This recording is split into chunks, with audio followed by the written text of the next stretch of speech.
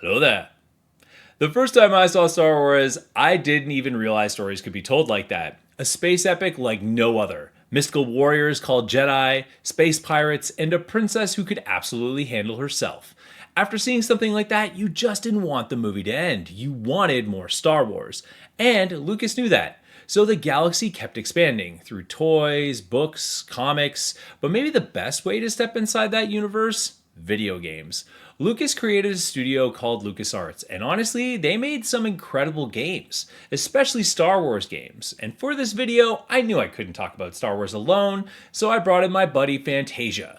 Not only is Andrew Fantasia a huge Star Wars fan, but he's also a writer who wrote an epic saga of his own. You can find his new book, Jindependence, on Amazon. Click on the link in the description below.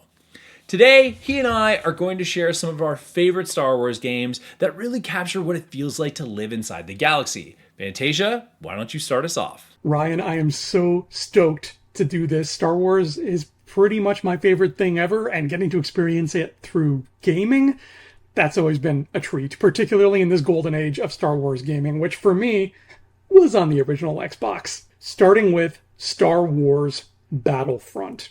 Now, growing up as an only child, I've always been the kind of guy who prioritizes single-player games. So it's a true testament to the greatness of Battlefront that I immediately latched onto it. Being able to step into the boots of a clone trooper or a super battle droid and run around iconic locations like Camino or the Death Star, it sounds like a no-brainer, but at the time, it was revolutionary. No Star Wars game had ever really given us that feeling.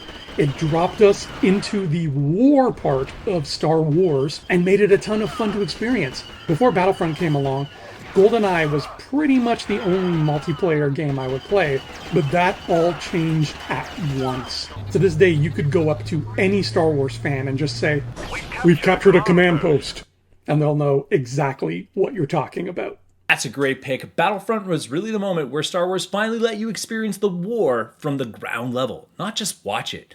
Alright, for my first pick, I've got to go with Rogue Squadron 2, Rogue Leader. Honestly, if you ever wanted to experience Star Wars, not just play a game based on it, this was the one. The very first level drops you straight into the Battle of Yavin. You're Luke Skywalker, dodging TIE fighters, flying through the trench, making the attack run, and I'm not gonna lie, you're going to need the Force to figure out when exactly to fire those torpedoes. The gameplay is incredible, the music is incredible, and the locations make you feel like you're actually inside the original trilogy. Later Rogue Squadron games were good, but this one really captured the Star Wars feeling perfectly. The Rogue Squadron series as a whole is great. They feel like a crucial part of the old Star Wars expanded universe lore, and the N64 original was the first game that made me feel like I was actually playing through scenes from the movies. Good stuff. For my second pick, we've got Obi-Wan, also on the original Xbox. Back when you could rent consoles as well as games, I rented the Xbox with my dad along with this gem. I popped it in, and I was in love. The idea of using the right thumbstick to control the lightsaber as opposed to just being for the camera was such a revolutionary next-gen feature to me. This, I thought, was what the future of gaming would be. And to this day, a game has never recreated how special the feeling of that thumbstick was. On top of amazing controls, the game, which could have easily just been a cheap tie-in cash grab, was genuinely fun, with a lot of meat on its bones. The main story was a great adventure, and then as a cherry on the sundae, beating it unlocks an arena mode where you can face off against the entire Jedi Council in a lightsaber arena training extravaganza. Oh, and just for fun, multiplayer. One-on-one Jedi battles, crossing sabers with your friends. This game was what confirmed to the world that Mace Windu's lightsaber was purple. Okay? We saw it here first. I can't stress just what a huge deal that was. This game should be in a museum. Yeah, there's just something about wielding a lightsaber in a Star Wars game that never gets old, which actually brings me to my next pick. Star Wars Dark Forces Jedi Knight series, specifically Star Wars Jedi Knight 2, Jedi Outcast, and Star Wars Jedi Knight Jedi Academy. Jedi are the coolest. Honestly, I've realized that even more when I visited Galaxy's Edge at Disneyland with my family.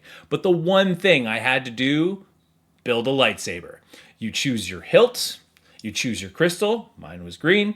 Still one of my favorite experiences from that trip, and that feeling of becoming a Jedi is exactly what Dark Forces Jedi Knight series captured so well, especially Jedi Outcast and Jedi Academy. These games let you fight with the lightsaber, use force powers, choose light or dark side paths, and they introduced one of the coolest Star Wars characters ever, Kyle Katarn, basically Han Solo if Han Solo became a Jedi. And honestly, I still hope one day he becomes official canon again. Man, when Lando showed up in Jedi Knight 2, I got really excited. And the multiplayer mode in that actually ended up being pretty fun, too. Okay, third and final pick. Guess which console it's on. If you guessed the original Xbox, you know me too well. Knights of the Old Republic.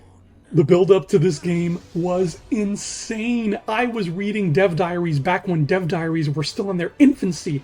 I was starving for information about it, and when it finally came out, I got it right away, something I almost never did with games. And it was everything I ever dreamed of. Of my 3 games today, this one probably has aged the poorest, but man, back then, BioWare's Moral Choice RPG system was such a breath of fresh air.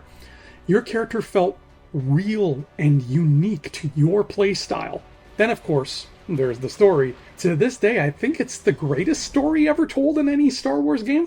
It's so good that I don't want to spoil it in this video, and the darn thing is over 20 years old. The first time I picked up a lightsaber in Knights of the Old Republic, I was so excited. I ran out of the room and told my mom, and that was just one moment in a gigantic game full to bursting with memorable moments. I've replayed it a few times since, and somehow those replays, they're all a blur. But I will never, ever forget my memories of experiencing this game on my first playthrough. It truly was a magical gaming memory.